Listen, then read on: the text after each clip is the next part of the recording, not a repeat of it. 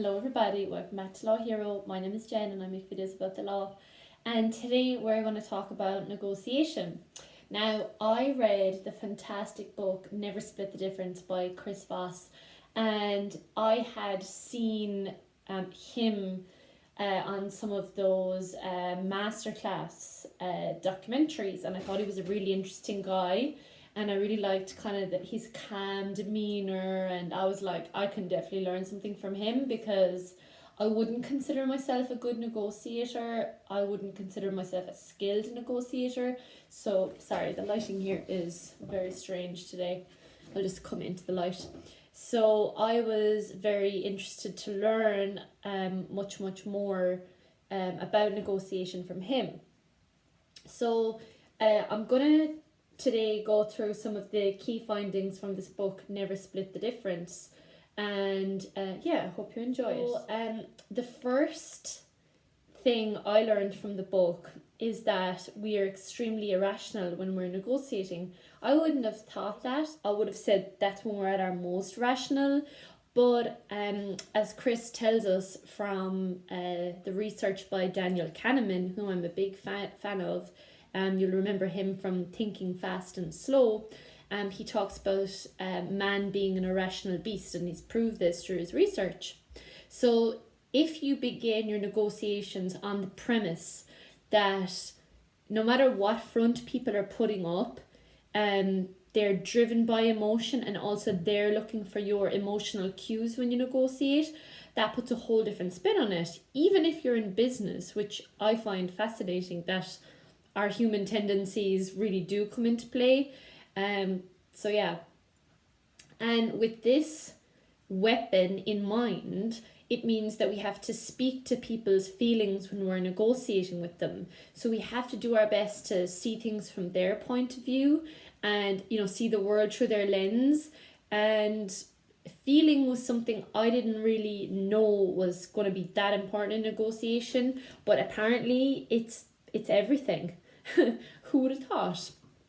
So the other principle from Daniel Kahneman, and it's Chris Voss is obviously a big fan of his. So by the way, Chris Voss is a former FBI hostage negotiator. So if a terrorist would take a US citizen abroad, Chris and his team will be sent in to negotiate with the terrorists and try and get the safe release of the prisoner. So the other point that Chris makes is that it's self-evident that people are neither fully rational nor fully selfish, and that their tastes are anything but stable. So with this in mind, when you come across a strong negotiator, you'll be able to flex and adapt yourself to with whom you're arguing based on what I'm going to tell you in this video. He takes it back to first principles, and he talks about the human tendency of prospect theory, which means that we're more afraid to lose what we have than win more. And you'll have heard me speak a lot about this in other videos, and it's because of that need for certainty. And that's why we self-sabotage, because we would prefer to be right than to be successful some of the time. And it's because we want to remain in that consistent state, and that there is not a state of cognitive dissonance. Because when there's uncertainty externally, we're in a state of cognitive dissonance. We know what we want, but it's not appearing to us straight away. We're not wise enough to wait and see, which is one of our big flaws as human beings. But it shows how irrational we are. And it's only somebody like very, very wise, like when you think of, I suppose, Buddha or like the Dalai Lama, they're able to see around corners. They follow the natural flow of thing rather than forcing a hand that, even though it's certain, it may not have the best long-term impact. So the art of negotiation, therefore, is being able to tap into people's emotional mind rather than their rational mind. And you'll notice yourself, like when you were growing up, if you were ever arguing with your parents, like for example, when I would try and argue with my parents about, I always say going to discos, because I didn't go to discos as a teenager. I would say things like, everybody else of my age is going, and that's a logical argument. But if you really want to pull on the emotional, heartstrings of your parents, you would say, you're making me feel like an outsider towards other people. You're making me feel alone. Like, that kind of rhetoric is far more powerful when you speak about feelings, because everybody can relate to feelings. Logic can be just pushed aside or counter argued. It's very hard to argue against how somebody feels. So that's why, like, just a tip, if you're ever having an argument in a romantic sense, or if somebody has irked you in some way, something I learned very early on is, rather than to go, you did this, I would say things like, you made me feel like X when you did Y. It's a really good way to get your point across without making an attack on somebody. So the universally applicable premise is that everyone wants to be heard and be understood, and listening is the cheapest way to connect with anybody. We all know those people who love the sound of their own voice, and that might sound a bit rich coming from me on YouTube, but especially since I did the life coaching diploma, I became very aware of my need to fill silence. And my mentor in the life coaching diploma, she taught me to learn how to actively listen, and it's a skill that has changed my life, because being a better listener means you observe far more, you become more connected with people, and people will enjoy your company more, because they'll enjoy sharing their thoughts with you, and they'll enjoy not being interrupted constantly. It's a really great way to build rapport with people. So you listen to them, and then what you do is you mirror back what they say, or you paraphrase what they say. So for example, if your other half is having like a really bad day, and they come to you and they're like, yeah, so like then I emailed this back, and then she said this back to me. I just couldn't believe her audacity. She wasn't direct with me. So I'll go, oh, she wasn't direct with you. Yeah, that can be really frustrating. So what I'll do is, like, I'll paraphrase it, and I'll like empathize with them, because I want them to know I've heard what they've said and that I'm also on their side. And you do the very same in negotiation. Like, if you're negotiating a contract, for example, and somebody is like, yeah, well, with our last supplier, they didn't have the slides in the evening before, and there was a lot of commotion on the day of the presentation. You go, okay, well, it's always what I always get the slides in the day before, and on the day of the presentation, I personally like if it goes very smoothly, so I can understand what you mean. Like, that's mirroring back what they've said and also empathizing with them. So you're appealing to their emotions, but you're also showing them that you've listened. So that's the two big lessons we've learned so far from this book. The other aspect is that great negotiators always know there will be a surprise, because, as we've learned, we're irrational beings and we don't always follow the most linear train of thought. Sometimes things will pop into our head, and as a negotiator you have to be ready for that, for the off chance sort of stuff.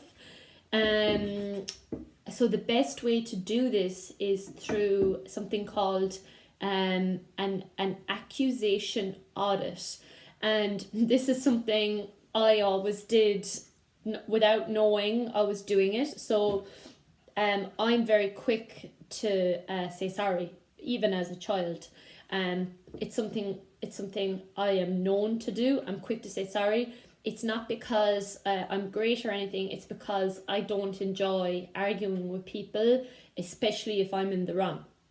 So how I would do it is, if I was having conflict with somebody, I would go, I know you think I'm being really selfish, I know that sometimes I can be a bit overbearing. I know that sometimes I can be late, or, I can be a bit selfish in that regard. And I hear you. So they haven't said anything yet, but what I've basically done is I've counteracted every possible accusation that could come, and I've already gone down through all of them and proposed a countermeasure for each of them, which is called an accusation audit. So what you do is you get your negotiation partner off to a good start by making this accusation audit rather, and it just kind of clears the air. It's a really, really good tool in conflict, and it's how you get rid of surprises early on. You smoke them out if you can. Obviously, sometimes stuff will come later, but I'm just saying you get this stuff done off the bat. That being said, a great negotiator never assumes anything in a conversation. So you will have seen there, I've made some assumptions. So like a really good way to, make sure that you're not being patronizing is to go, isn't that right? Or because then you're saying, then you're asking them to confirm what you've said, but you're also giving them the opportunity to go, no, that's not what's happened, this is what's happened. And then you can go, oh, sorry, I had it wrong. So it's just always that creation of space, always that feeling of trust, that kind of thing. You're basically, you're putting up no walls, everything is up for discussion, and that's how you reach resolution for the two parties. Very wary of the tone of your voice and the inflection of your voice. So for example, me right now, I'm speaking in a kind of easygoing monotone, but for example, if you're speaking to someone and you're going, well, tell me what I did wrong. So you can hear the tone there. It kind of goes up at the end. It makes an inflection at the end. Tell me what I did wrong. Like it's getting like an octave. It's like going up and up and up. But you can see the difference when you go, tell me what I did wrong. Because it's a little bit more open. It's a little bit more, you're feeling a little more vulnerable. You're not suggesting. You're not suggesting that you're closed off to criticism. It's more of an open dialogue. So be very, very careful of your tone, because it can actually rouse defensiveness in somebody else. And I mean, if you've ever been told off by your mother, you know this. So what he calls it is the inquisitive voice. So tell me what I did wrong, rather than tell me what I did wrong. It's like inquisitive. The next, and this kind of ties back into the accusation audit. This ties into the accusation audit. What you do is you label feelings. So when the person is talking and when you're paraphrasing back, if I was in your position, I would have felt a sense of disrespect. So I can understand that. So what you're doing is you're basically labeling it to try and move towards like a common understanding of what happened, because so there's a difference between issues and so there's facts and then there's issues. So the facts there was I didn't respond to an email, but the issue is a feeling of disrespect, which is a human interaction. Like for example, you didn't pack the dishwasher correctly one time doesn't mean you disrespect the person you live with, but if you do it constantly when that person tells you not to pack the dishwasher that way, the issue there is disrespect, because it annoys me, but you continue to do it. I'm actually the worst at packing dishwashers in that instant, just in case you think I'm a freak. I don't care how people pack dishwashers as long as the dishes come out clean. So the other big tip in negotiation is that you're able to use no as a full sentence. So just like the tip around going, is that right? And actually, when I read this book and then I went to court, I was like, these guys have read this book, because the barrister I was listening to, when he was cross-examining the witness, and it was our witness, he was like, isn't that right? And the witness is like, yes, that's right. Now, if you were a witness and you were resisting that barrister, a clever thing to do is just go, no. Because then the onus is back on the person who's questioning you. It is up to them then to put the narrative around it and ask you another question. You don't need to caveat your no with anything. So for example, and no is pretty powerful. Like, since I've started doing it in meetings, people sometimes laugh at me in a way that they're a bit like surprised. So for example, if I'm asked a question in a meeting and I just go, no, I keep my face together, because people are waiting for you to say something else. And it's the exact same when you say yes. It's a full sentence. You're affirming something, or you're refuting something. It's as simple as that. And so get comfortable with that silence after the yes and the no, because people will have far more respect for you. So with the accusation audit, the whole point is to see if you guys are on the same page. And they use a really good Chinese proverb, which I think makes a lot of sense to lots of us, which is you're sleeping in the same bed but you're dreaming different dreams. And haven't we all been there? Like, especially I would say, if you argue with your siblings, you can be arguing about something, and when it comes out in the argument, you realize, okay, you were at complete cross purposes about what something was, simply because you didn't listen. A good negotiator will never be rushed by a deadline.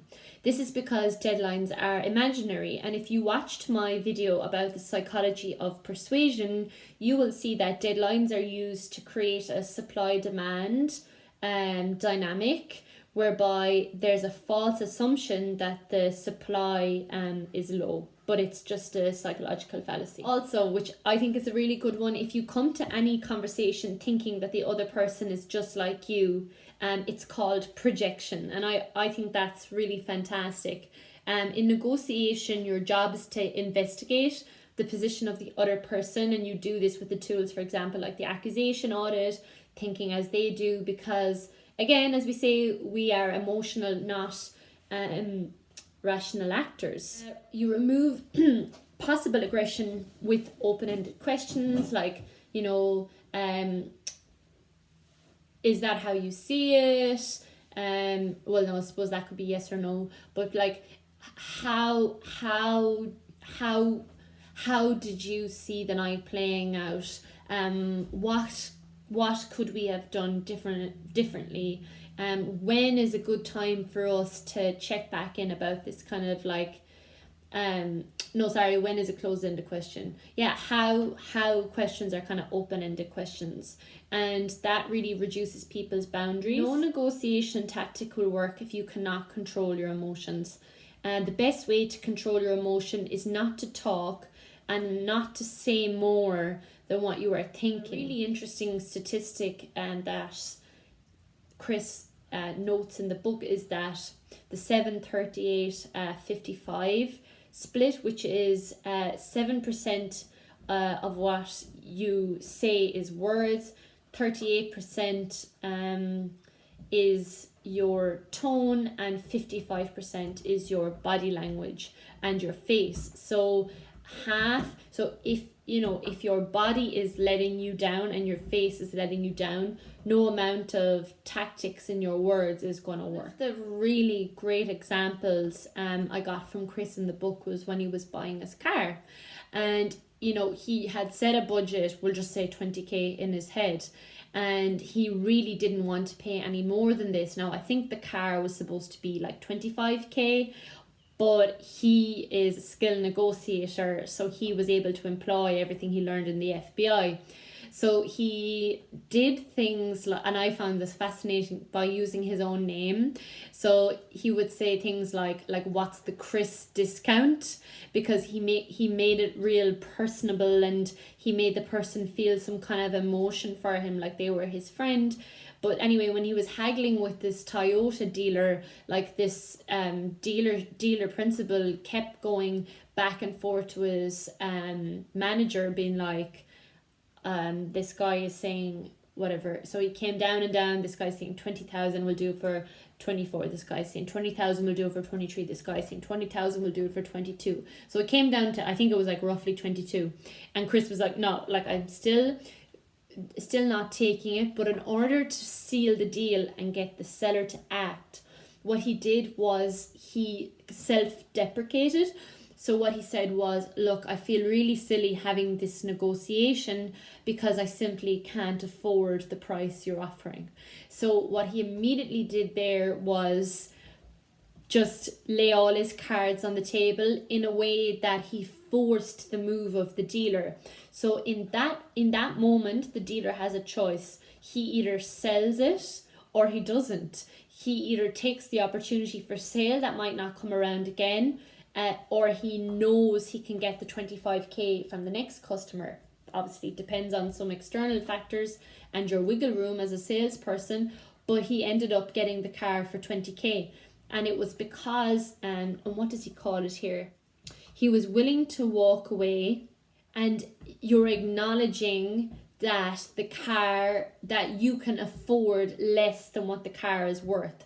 So you're acknowledging your flaw, and it's a bit like the accusation audit. You're acknowledging, I'm not in a position to pay the money for this car, and I understand that the car is the value it is. So you're getting rid of the bad feeling, and you're also inadvertently complimenting the brand, because you're like, I agree with you, it is worth 25k, but all I have is 20k. I just thought it was pretty good. Then he talks about like the 3 styles of negotiation, which is analytic, which are like the methodical and diligent people, and they believe that they have all the time in the world, and they're the ones who are trying to minimize any mistakes. They're very careful, and they don't want to deviate from goals. They're good problem solvers, and they're quite skeptical by nature, and that is why asking too many questions of them is a bad idea. Silence for them is time to think. So if you can think of anybody who has that kind of negotiation style, I certainly can. Then there's accommodators. They're the ones who are looking to build a relationship. They're easy to talk to. They're very open. I'm definitely an accommodator negotiation style, because I am not analytic, and I am not the last one, which is an assertive negotiator. We all know this type of people. They drive a hard bargain. For them, if there's silence, they fill it up with more talk because they just really want to win, and they're very kind of overt about their want to win. The last point I'm going to make, and this was kind of a really good one I learned, is to always put everything back on you. So for example, like we said with the car, being like, you set your boundary, you're like, I'm sorry, I know the car is worth 25k, but I can only afford 20k, and that gets rid of the defensiveness. And you can do the exact same in relationships. You can say, look, I know going there tonight is really important to you, but I have a meeting set up which is really important to my business, and I have to be there for my clients. We'll go where you want to go another night. So basically what you're doing is, you're not arguing about the merits of either one. You're putting it back on yourself and your own boundaries. And people can't argue with your boundaries, because what they're fundamentally doing then is saying that they don't like your boundaries, which is quite toxic, and it's a different issue altogether. But when you get into the argument over the substantive issues, like for example, going to this restaurant is better than that restaurant, you just go round and round in circles. So the best thing to do is be like, honestly, I don't like McDonald's because it's full of, salt, and I don't like how the food is processed. it doesn't make me feel good after I eat it, so I'd really rather we not go there. It's just a personal preference. I know that a lot of people like McDonald's, but I'm just saying, you know, tonight it's not the night for me to go there. And I'd rather we not go there. You know, you can go there yourself in your own time, but I'd rather not go to McDonald's. It's just an example. I love McDonald's, but I'm just saying that's a way that you put up your boundary. It's personal to you. You're not like you're not like disregarding McDonald's totally as an entity, and then you're not getting into the argument, but what you're doing is saying you're putting it on you. So yeah, those are my tips from the book. Excuse me, Saki. That's what I took away. I thought it was a fantastic book. I'd really recommend it. Never Split the Difference. And yeah, I hope you enjoyed my little book review from Chris Voss.